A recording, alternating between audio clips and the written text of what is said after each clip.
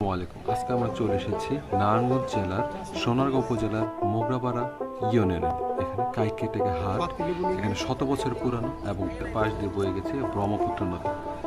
আমি আসলে এখানে এই শরবতটা খাই গুড় দিয়ে, লেবু দিয়ে, অসাধারণ লাগে। আপনারা আসলে অবশ্যই খাবেন।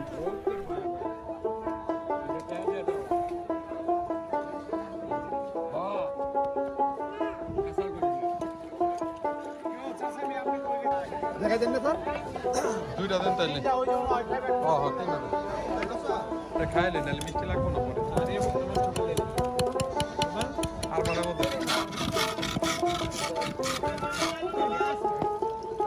আমি রেট দাবাই নাই সিনিয়র আমি নাই